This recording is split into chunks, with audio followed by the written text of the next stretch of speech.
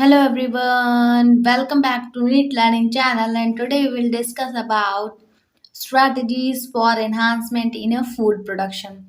This is a 9th chapter of NCERT। तो फिर जो आज हम इसमें इस चैप्टर में पढ़ेंगे, ठीक है, तो उसमें हम ये पढ़ेंगे कि कैसे हम अगर फूड मतलब जैसा कि आप जानते हैं कि पॉपुलेशन इंक्रीज हो रही है, तो पॉपुलेशन इंक्रीज हो रही है उसके लिए हमें बहुत से फूड की रिक्वायरमेंट होगी, फूड की शेल्टिंग की, ठीक है। तो उसके बारे में हम देखेंगे कैसे हम इंक्रीज कर सकते हैं फूड को, ठीक है।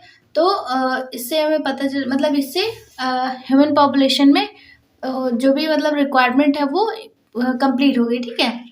फिर उसके बाद सबसे पहले इसमें लिखा हुआ है, तो due to rapid increase in human population of the world, increase of food production is a major necessary.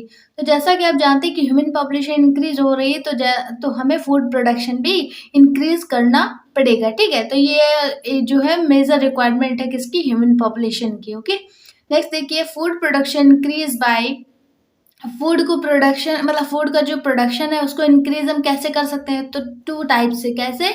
To type से, जैसे कि एनिमल हस्बेंड्री हो गया और plant breeding. Animal husbandry and plant breeding. Okay, next देखते हैं animal husbandry क्या होता है। तो एनिमल हस्बेंड्री में देखते हैं, the word husbandry mean the management of domestic affairs, ठीक है। इसमें देखते हैं कि जो मतलब हस्बेंड्री जो मीन्स है, हस्बेंड्री का मतलब क्या होता है। तो हस्बेंड्री का मतलब होता है कि जो भी मतलब डोमेस्टिक एनिमल्स वगैरह हैं उनको क्या, उनका मैनेजमेंट करना, ठीक है। क्या होता है, उनका मैनेजमेंट करना।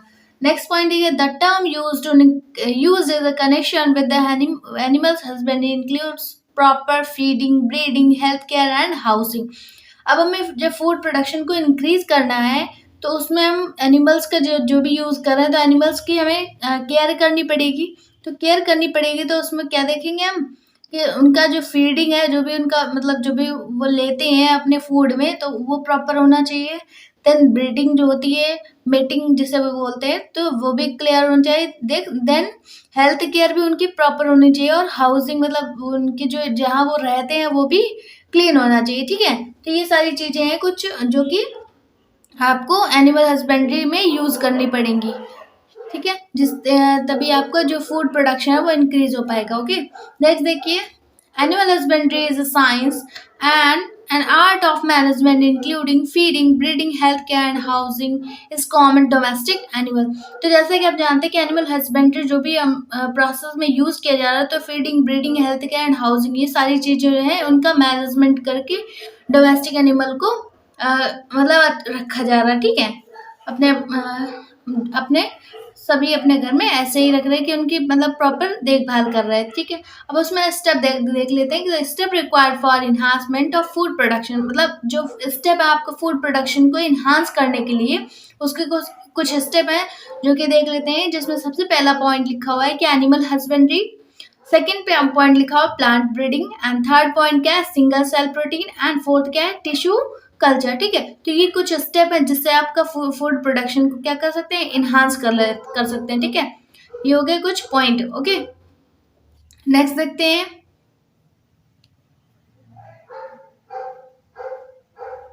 तो हम सबसे पहले एनिमल हस्बेंड्री मतलब एनिमल हस्बेंड्री की बात करते हैं। तो एनिमल हस्बेंड्री इंक्लूड्स, जो एनिमल हस्बेंड्री में इंक्लूड्स है पॉइंट वो देखते हैं। तो मैनेजमेंट ऑफ फार्म्स एनिमल, तो इसमें जो फार्म्स एनिमल्स होते हैं जैसे कि काऊ हो गया, बफेलोज हो गया, what is this is a farms animal. Okay, तो इनका मैनेजमेंट करना होता है। और सेकंड पॉइंट के लिखा है एनिमल ब्रीडिंग, मतलब कि उनके लिए कौन सा जो ब्रीडर्स है उनकी रिक्वायरमेंट क्या है, ठीक है। हेल्दी ब्रीडर्स की यूजेस हैं, ठीक है। फिर उसके बाद मतलब उनका एक हेल्दी ब्रीडर से मेटिंग कराना, तो ये हो गया second point. And third point क्या है, बीक कीपिंग, एंड फोर्थ क्या है, फिशरीज, ठीक है। तो वो क्या है, एनिमल हस्बेंड्री में कुछ ये 4 पॉइंट क्या इंक्लूडेड है। नेक्स्ट देखिए, it is estimated that more than 70% of world livestock animal are present in India and China. तो सबसे पहले अगर हम देखें कि पूरे वर्ल्ड में अगर मतलब जो फूड प्रोडक्शन मेनली किससे हो रहा है, एनिमल से, ठीक है। किससे हो रहा है, एनिमल से। अप्रोक्स 70% कहाँ कहाँ पर, इंडिया में एंड चाइना में, ठीक है। तो वही एनिमल से ही आपका फूड प्रोडक्शन सबसे ज़्यादा हो रहा है। उसके बाद हम देखते हैं मैनेजमेंट ऑफ फार्म एनिमल, ठीक है। मतलब कि जो जो एनिमल है फार्म वाले, तो उनको उनका फॉर्मेशन कैसे हो रहा है, कैसे उनकी मैनेजमेंट हो रही है, वो देखते हैं। उसमें सबसे पहला पॉइंट दे रखा है डेयरी फार्म मैनेजमेंट। मतलब डेयरी से रिलेटेड जो भी एनिमल्स है उनकी केयरिंग क्या है, ठीक है। उनसे हमें फूड प्रोडक्शन कैसे हो सकता है, तो वो देखना है, ठीक है। तो dairying is the management of animal for milk and its product for human consumption. इसमें देखते हैं, तो सबसे पहले जो मतलब जो भी ऐसे एनिमल्स होते हैं जिनसे हम डेयरी वगैरह जो प्रोडक्ट डेयरी का जो मैनेजमेंट है वो कर सकते हैं, जैसे कि ह्यूमन जो करते हैं अपने प्रोडक्ट को बनाने के लिए। तो प्रोडक्ट डेयरी का प्रोडक्ट क्या हो गया, मिल्क, ठीक है, जो कि आप काऊ से बफेलो से आप लेते हैं, ठीक है।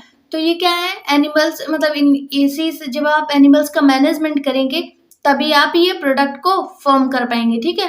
फिर देखिए second point, in the management feeding cattle should be carried out in a scientific manner. तो साइंटिफिक मतलब उनकी जो फीडिंग है कैटल्स की, तो उनका भी मैनेजमेंट एक इम्पॉर्टेंट है, जिससे आपका जो फूड प्रोडक्शन है वो इंक्रीज हो सकता है, ठीक है। जब मतलब जितनी अच्छी आप उनकी केयरिंग करेंगे उतना ही आपका फूड प्रोडक्शन इन्हांस होगा, ओके। थर्ड पॉइंट देखिए, तो regular visit veterinary doctor would be mandatory. तो वेटरनरी डॉक्टर क्या होता है, जो भी कैटल्स के डॉक्टर होते हैं उन्हें क्या बोला जाता है, वेटरनरी डॉक्टर, ठीक है। तो उनकी भी मतलब जो भी उनकी प्रॉपर चेकअप करवाते रहना चाहिए हर वीक में, ठीक है। किसकी, कैटल्स की, ठीक है। तो कैटल्स के जो वेटरनरी डॉक्टर होते हैं उनसे आपका रेगुलर उनकी चेकअप करवाते रहना चाहिए, ठीक है। नेक्स्ट देखिए, तो ये सारे कुछ पॉइंट थे जो जो कि आपके उसमें मेन थे, ठीक है, मैंडेटरी थे। नेक्स्ट देखिए सेकंड आपका सेकंड हेडिंग क्या है, पोल्ट्री फार्म मैनेजमेंट। पहले हो गया डेयरी फार्म मैनेजमेंट, नेक्स्ट देखिए पोल्ट्री फार्म मैनेजमेंट। तो poultry farm management includes rearing of fowl birds use for food production और देयर एग प्रोडक्ट, ठीक है।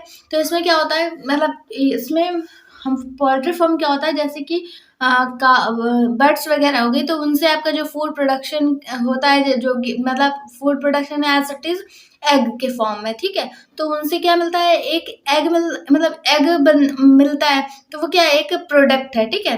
तो ये हो गया फूड प्रोडक्शन में, ओके। तो ये हो गया नेक्स्ट, तो ये पोल्ट्री फार्म में रिक्वायरमेंट है, okay. It also included chicken, ducks, turkey, they are use for meat and egg. तो ये जो थ्री ऐसे बर्ड लिखी हुई है, जैसे कि चिकन हो गया, डक्स हो गया एंड टर्की हो गया, तो ये क्या है, इनका मतलब इनका यूज क्या है, इनका यूज है मीट में एंड एग में, ठीक है। तो ये क्या है, एग का फॉर्मेशन में हेल्प करते हैं एंड मीट भी इनका रिक्वायरमेंट होता है, ठीक है। तो ये क्या है, मतलब ये फूड प्रोडक्शन हो रहा है, ठीक है। मतलब मीट है और एग है, तो क्या है, फूड है, किससे मिल रहा है, बर्ड से, ओके। तो जब बर्ड से कोई भी चीज फूड प्रोडक्शन होता है तो उसे क्या बोलते हैं, पोल्ट्री फार्म, ओके। नेक्स्ट देखिए, उसमें पॉइंट लिखा हुआ है कि poultry farm management includes selection of disease free breeders and high yield potential. इसमें क्या होता है, सबसे पहला पॉइंट है, मतलब पोल्ट्री फार्म का जो मैनेजमेंट है उसमें सबसे पहला पॉइंट जो इंक्लूडेड है वो है क्या, कि आप जो भी मतलब ब्रीडर्स है उन्हें क्या है, डिसीज फ्री ब्रीडर्स से आपको मीटिंग करानी है। कैसे, मतलब जो ऐसी ब्रीडर्स, ऐसे ऐसे बर्ड्स जिनके जो कि डिसीज फ्री, मतलब उनमें कोई भी डिसीज नहीं प्रेजेंट है, ठीक है। तो उनसे उनका मीटिंग करवाना है, हेल्दी बर्ड से, ठीक है। सेकंड क्या है, हाई यील्ड पोटेंशियल फ्री है, तो उनसे जब आप मीटिंग कराएंगे तो उनसे जो भी आपका न्यू जनरेशन आएगी वो क्या आएगी, हाई यील्ड होगी, ठीक है। कैसे होगी, हाई यील्ड होगी, ठीक है। तो ये सारी क्या इनको रिक्वायरमेंट मतलब मैनेजमेंट आप कर सकते हैं पोल्ट्री फार्म का, ओके। नेक्स्ट देखिए, they are kept under artificial light important for increase weight and increase egg product. तो जब आप उनके आर्टिफिशियली आप उनकी केयरिंग करेंगे, मतलब उनको जो भी चीज़ रिक्वायर्ड है तो वो सारी चीज़ें आप प्रॉपर उनको देते रहेंगे, तो उससे क्या होगा, increase weight and increase egg product. जो भी मतलब आपके चिकन वगैरह, चिकन, डक्स, टर्की है, तो उनसे क्या होगा, उनका वेट जो है वो हाई होगा, है। और उसके बाद जो उनका प्रोडक्ट है एग का वो भी इंक्रीज होगा, ठीक है। एग की जो भी मतलब अमाउंट है जो, तो क्या है, नंबर ऑफ इंक्रीज होगा, ओके। नेक्स्ट देखिए, they feed in the form of मेजलिया। तो जैसे अब ये इंक्रीज वेट करना है और इंक्रीज एक प्रोडक्ट करना है, तो इसके लिए हमें क्या रिक्वायरमेंट होगी, तो दे feed in the form of मेज दलिया, उन्हें खाने के लिए क्या देना पड़ेगा, मेज दलिया। And antibiotic can be added in a drinking water, avoid stress and prevent infection. ठीक है, और उन्हें मतलब खाने के लिए क्या देना होगा, मेज दलिया। जो मतलब एंटीबायोटिक से एडेड क्या, ड्रिंकिंग वाटर, वाटर को एंटीबायोटिक से एंटीबायोटिक ऐड करके ऐड करने वाला वाटर देना पड़ेगा, जिसमें एंटीबायोटिक ऐड होगी, जो कि आपको मतलब जो कि इन्फेक्शन से बचाए रखेगी उन्हें। ठीक है, किसी बर्ड्स को। ओके, इतना क्लियर हुआ। ठीक है, फिर उसके बाद देखते हैं नेक्स्ट पॉइंट। नेक्स्ट पॉइंट दे रखा है, light is essential for high egg production, bird flu infection causes by virus HSN। ठीक है, तो ये क्या है, मतलब कि ऐसे कुछ जो भी मतलब उनको इन्फेक्शन से बचाए रखना है, मतलब ये सारी चीज़ें हम क्यों यूज़ करें कि एंटीबायोटिक वाटर देना होगा, तो ये किस लिए, अगर हमें एग की प्रोडक्शन को इंक्रीज करना है तो हमें इन सारे इन्फेक्शन से उन्हें बचाना होगा। ठीक है, बर्ड्स फ्लू टाइप्स इन्फेक्शन से, जो कि आपका वायरसेस से होता है, तो इन्हें इनसे बचाना होगा। ठीक है, फिर देखिए, this virus enter man through chicken. तो ये जो वायरस होता है वो किससे एंटर करता है, चिकन से किस में जाता है, मैन में। ओके, किस में जाता है, मैन में। तो this virus enter man through chicken, मतलब चिकन में जब अगर हो जाएगा ये वायरस, तो किस में चला जाएगा, मैन में चला जाएगा, जब उन्हें वो एज ए फूड के तरह, फूड के फॉर्म में लेंगे। ओके, फिर देखिए सेकंड पॉइंट दे रखा, सेकंड आपको जो पॉइंट हेडिंग है वो क्या है, एनिमल ब्रीडिंग। ठीक है, क्या है, एनिमल ब्रीडिंग। तो breeding of two similar breed, इसमें क्या होता है, एनिमल ब्रीडिंग लिखा हुआ है। तो एनिमल ब्रीडिंग में क्या होगा, जब आप किसी हेल्दी पर्सन से मीटिंग कराएंगे तो उससे क्या होगा, क्या बोला जाएगा, ब्रीडिंग। क्या बोला जाएगा, ब्रीडिंग। ओके, तो breeding of two similar dissimilar breed, मतलब जो ब्रीडिंग होती है, ब्रीडिंग प्रोसेस जो होती है, वो क्या होता है, टू सिमिलर पर्सन के बीच में होती है। ठीक है, या फिर डिसिमिलर ब्रीड के बीच में होती है। ठीक है, मतलब सिमिलर भी हो सकते हैं और डिसिमिलर भी हो सकते हैं। ओके, नेक्स्ट, अब इसका एम देखते हैं कि ब्रीडिंग का एम क्या है। तो increase yield, selection of disease free breed, मतलब कि अगर इसमें हम, इसका जो उद्देश्य है, इसका जो पर्पज है, तो वो क्या है, किसी भी मतलब जो भी आपके मतलब न्यू आपकी जनरेशन आ रही है, वो जो बर्ड्स से रिलेटेड, तो वो क्या है, इंक्रीज, उसके प्रोडक्टिविटी क्या होनी चाहिए, यील्ड उसकी इंक्रीज होनी चाहिए। ठीक है, प्रोडक्टिविटी क्या है, इंक्रीज होनी चाहिए। Then selection of this is free breeder, तो उससे जब जब हम मतलब पहली चीज क्या मिलेगी हमें, कि उसकी प्रोडक्टिविटी इंक्रीज होगी। नेक्स्ट सेकंड क्या है, selection of disease free breed, हमें मतलब जो भी जो मतलब सिलेक्शन में उसका करना होगा जो कि डिसीज से फ्री हो ब्रीड। ठीक है, ब्रीड जो है वो डिसीज फ्री होनी चाहिए। ओके, तो ऐसे इसका सिलेक्शन कर सकते हैं। जब डिसीज फ्री ब्रीड होगा और उसका सिलेक्शन करके हम हेल्दी ब्रीड का यूज करेंगे, तो क्या होगा, उसकी प्रोडक्टिविटी इंक्रीज होगी। ओके, अब देखते हैं ब्रीड के बारे में। तो a group of animal related by decent and similar in a most character like general appearance features like size configuration. तो ब्रीड का मतलब क्या होता है, तो ऐसा ग्रुप, मतलब एनिमल्स का ऐसा ग्रुप जिसमें कि कुछ से मतलब सिमिलर होंगे, जैसे मतलब एक सिमिलर है। ठीक है, तो जैसे कि एक सिमिलर ग्रुप है, एज अ काउ ले लेते हैं। ठीक है, तो जैसे हमने सिमिलर ग्रुप ले लिया एनिमल्स का, उसमें कुछ कैरेक्टर, मतलब कैरेक्टर जो है वो क्या होंगे, सिमिलर होंगे। मतलब जब एक ही वो है, ठीक है, एक ही स्पीसीज है, तो क्या होगा, कैरेक्टर भी सेम होंगे। ओके, जैसे कि उनका फीचर्स से होना चाहिए, साइज भी सेम होना चाहिए, तो क्या ये सारे सिमिलर कैरेक्टर हैं। ठीक है, तो जब सिमिलर जो है वो कैरेक्टर अगर सेम होंगे तो क्या होंगे, ब्रीड कहलाएगा। ठीक है, क्या होगा, ब्रीड कहलाएगा। ओके, अब एनिमल ब्रीडिंग की बात करते हैं। तो एनिमल ब्रीडिंग कितने टाइप की होती है, 2 टाइप की, इन breeding and out breeding. Okay, first क्या है, इन ब्रीडिंग, सेकंड क्या है, आउट ब्रीडिंग। तो आउट ब्रीडिंग में और भी कुछ 3 टाइप में डिवाइड है, जैसे कि आउट क्रॉसिंग हो गया, cross breeding and interspecific hybridization. Okay, क्या क्या है, outcrossing, cross breeding, interspecific hybridization. तो उसमें सबसे पहले हम इन ब्रीडिंग की बात करते हैं। ठीक है, तो इन ब्रीडिंग क्या होता है देखते हैं पहले। इनब्रीडिंग जो होता है, more closely related individual with the same breed for 4 to 6 generation. तो जो भी मतलब ऐसे ब्रीड जो कि पिछले जो मतलब पिछले उसके 4 to 6 जनरेशन जो क्या है वो क्लोजली होने चाहिए, मतलब एंसेस्टर जो है वो क्लोजली होना चाहिए, ठीक है। तो जैसे कि सेम ब्रीड में आप क्रॉस कराएंगे तो वो क्या होगा, इनब्रीडिंग, ठीक है। क्या है, inbreeding, okay. Inbreeding includes selection of superior males and superior females of same breed and mated. जब आप सिमिलर ग्रुप में मेटिंग कराएंगे तो उसे क्या बोला जाएगा, इनब्रीडिंग, ओके। क्यों, क्योंकि उसके कैरेक्टर सेम है, ठीक है। तो वो क्या है, इनब्रीडिंग, ओके। किसके बीच क्रॉस कराते हैं, superior males and superior females के बीच, ठीक है। नेक्स्ट देखिए हम इनब्रीडिंग डिप्रेशन क्या होता है। इनब्रीडिंग डिप्रेशन का मतलब पहले समझ लीजिए कि क्या होता है। कि इनब्रीडिंग डिप्रेशन का मतलब होता है कि जब आप मतलब इनब्रीडिंग का जब आप क्रॉस कराएंगे सिमिलर ग्रुप में तो क्या होगा, मतलब क्या क्या जो हार्मफुल चीजें हैं वो क्या होंगी, क्या होगा, ठीक है। तो वो उसमें सबसे पहले देख लेते हैं, प्रोडक्टिविटी डिक्रीज। पहली ही चीज लिखी हुई है कि क्या होगा जब इनब्रीडिंग डिप्रेशन का मतलब क्या होगा, मतलब जो भी प्रोडक्टिविटी क्या वो क्या होगी, डिक्रीज होगी, ठीक है। कि अगर जैसे काऊ के बीच मैंने मेटिंग करा दी, ओके। तो काऊ के बीच जब मैंने काऊ और बुल में मेटिंग कराई तो क्या होगा, प्रोडक्टिविटी डिक्रीज होगी। कैसे, अगर वो कोई भी काऊ जो है 4 लीटर मिल्क प्रोड्यूस कर रही, ठीक है। अब जब उसी से मेटिंग कराते रहेंगे आप बार बार एक ही बुल से, तो क्या होगा उसकी प्रोडक्टिविटी, मतलब अगर वो पहले 4 लीटर मिल्क प्रोवाइड कर रही थी तो अब क्या हो जाएगा, प्रोडक्टिविटी डाउन का मतलब अब 2 लीटर ही प्रोड्यूस कर पाएंगे, ठीक है। तो वो क्या है, प्रोडक्टिविटी डिक्रीज हो रही, because in breeding specially close breeder. तो जब आप एक ही चीज मतलब एक ही ब्रीडर से क्रॉस कराते रहेंगे तो क्या होगा, प्रोडक्टिविटी डिक्रीज होगी, ठीक है। फिर causes reduce fertility and productivity, this is called inbreeding depression, okay. समझ में आया आपका इनब्रीडिंग डिप्रेशन क्या होता है।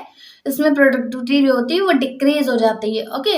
तो ये जो मतलब जो भी इन सब चीजों का वर्क करते हैं फूड को इन्हांस करने के लिए, तो वो इन सब चीजों से बच के जाता है कि इनब्रीडिंग डिप्रेशन ना हो पाए, मतलब क्योंकि उनको वर्क करना है तो प्रोडक्टिविटी इंक्रीज करनी है, ना कि डिक्रीज करनी है, ठीक है।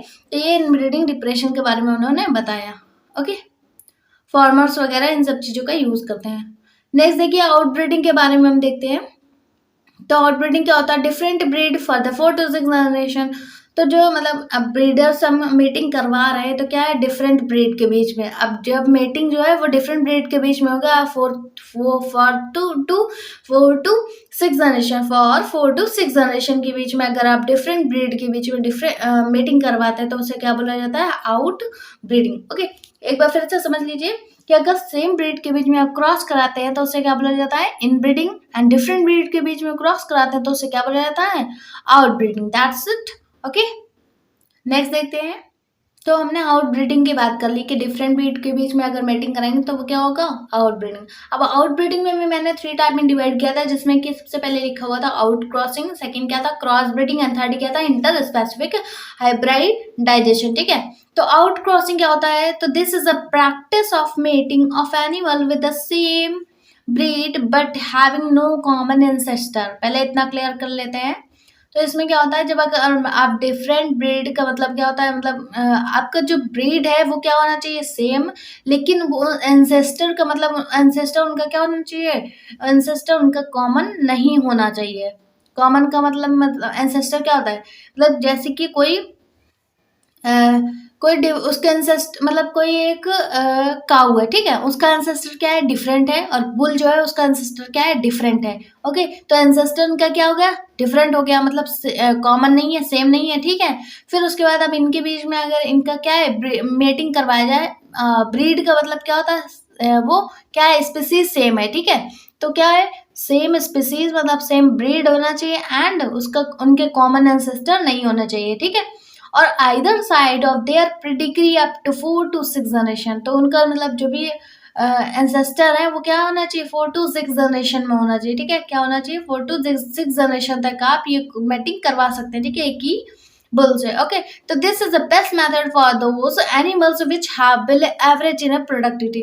तो जब आप इन ऐसी ब्रीडर्स के बीच में आप मीटिंग करवाते हैं तो आपकी प्रोडक्टिव जो होती है वो हाई मतलब डिक्रीज भी नहीं रहती है और ना ही इंक्रीज होती है, एज इट इज एवरेज में बनी रहती है। ठीक है, तो ये क्या है, आउट क्रॉसिंग में होता है। अब देखते हैं हम क्रॉस ब्रीडिंग के बारे में। तो क्या क्रॉस ब्रीडिंग में क्या होता है, क्रॉस ब्रीडिंग में होता है superior males of one breed are mated with the superior females of another breed. Okay, तो उसमें देखिए मैंने क्या बताया था, उसमें बताया था कि आपका जो कॉमन एंसेस्टर नहीं होना चाहिए और सेम ब्रीड हो सकता है। ठीक है, इसमें क्या है, superior males of one breed are mated with the superior females of another, मतलब कि उनका एंसेस्टर जो है वो एंसेस्टर भी डिफरेंट होना चाहिए और ब्रीड भी डिफरेंट होना चाहिए। तो different breed of males and different female breed of females, इन सब के, इन दोनों के बीच में जब आप मीटिंग करवाते हैं तो उसे क्या बोलते हैं, क्रॉस ब्रीडिंग। ठीक है, क्या बोलते हैं, क्रॉस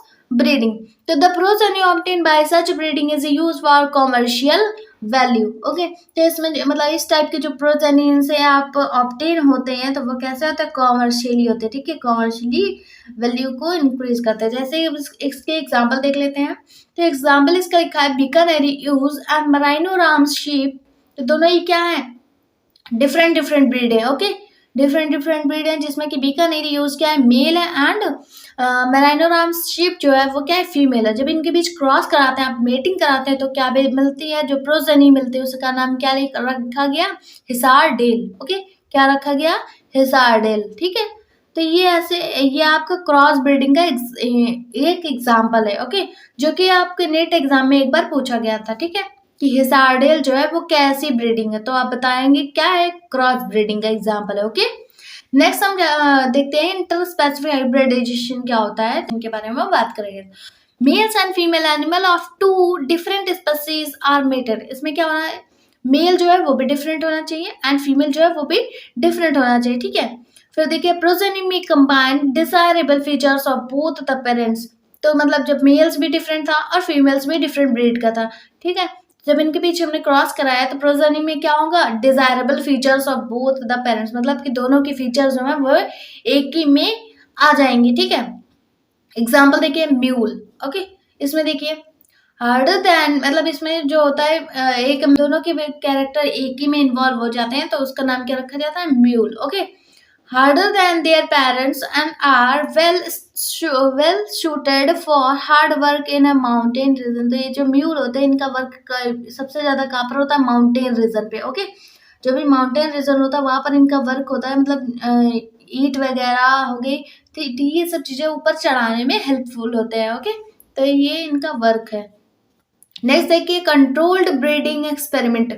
अब ये जो ब्रीडिंग है उसको हमें मतलब कंट्रोल कैसे कर सकते हैं, मतलब ऐसा करें, ऐसी मतलब ऐसे ब्रीडिंग करें कि आपका यूजफुल भी और वेस्ट भी ना हो। ठीक है, तो कंसिस्ट ऑफ, आप इन सारी चीजों का यूज कर सकते हैं। इसमें टू टाइप लिखे हुए हैं, जिसमें कि आर्टिफिशियल इंसेमिनेशन और मल्टीपल एम्ब्रियो ट्रांसफर टेक्निक। ये क्या है, आर्टिफिशियली आप मतलब इन सब चीजों का यूज कर सकते हैं, मतलब नेचुरली नहीं, क्या आर्टिफिशियली आप इन मीटिंग करवा सकते हैं। ठीक है, जिसमें सबसे पहले क्या है, एआई एंड दूसरा क्या है, एमओईटी। ओके, सबसे पहले हम ए की बात कर लेते हैं, आर्टिफिशियल इंसेमिनेशन, एआई की। तो इसमें क्या होता है, the semen is collected from the male that is chosen as a parent and injected into the reproductive tract of the selection female by the breeders। ठीक है, इसमें क्या होता है, जब हम आर्टिफिशियली किसी भी चीज किसी भी एनिमल्स का मीटिंग करवाते हैं तो उसमें क्या होता है, हमें एआई का यूज करते हैं, दैट मीन्स आर्टिफिशियल इंसेमिनेशन का। तो इसमें क्या होता है, हम जो मेल्स होता है उससे हम क्या करते हैं, सीमेन कलेक्ट कर लेते हैं।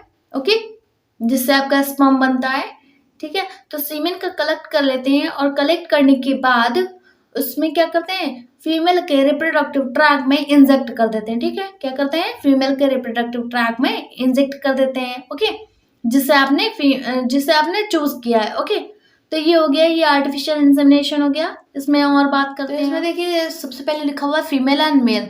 तो मेल से हमने क्या किया, स्पर्म को कलेक्ट कर लिया। ठीक है, अब स्पर्म को कलेक्ट कर लिया, देन इंजेक्ट के बाद किसमें करेंगे, फीमेल के रिप्रोडक्टिव ट्रैक में इंजेक्ट करा देते हैं। ठीक है, फीमेल के रिप्रोडक्टिव ट्रैक में इंजेक्ट करा देते हैं, किसको, स्पर्म जो आपने सीमेन को कलेक्ट किया है उससे जो स्पर्म निकलेंगे वो किसमें इंजेक्ट करा देंगे, फीमेल रिप्रोडक्टिव ट्रैक्ट में। ओके, उसमें देखिए नेक्स्ट पॉइंट देखें, this semen may be used immediately or be frozen form. तो इसमें सीमेन जो होना है उस सीमेन का यूज कर सकते, मतलब इससे आप क्या कर सकते हैं, ये बहुत ही कम टाइम में आप ज्यादा चीज गेन कर सकते हैं। ओके, नेक्स्ट देखिए, सेकेंड पॉइंट ये रखा है, AI helps in overcome several problems of normally mating. जो आप आर्टिफिशियल इंसेमिनेशन कराते हैं तो इसमें मतलब अगर हम नेचुरली करवा रहे होंगे, नेचुरली मेटिंग करा रहे होंगे तो उसमें कई सारी प्रॉब्लम भी आ सकती हैं जो कि आप वेटरनरी डॉक्टर से मतलब सुन पाएंगे।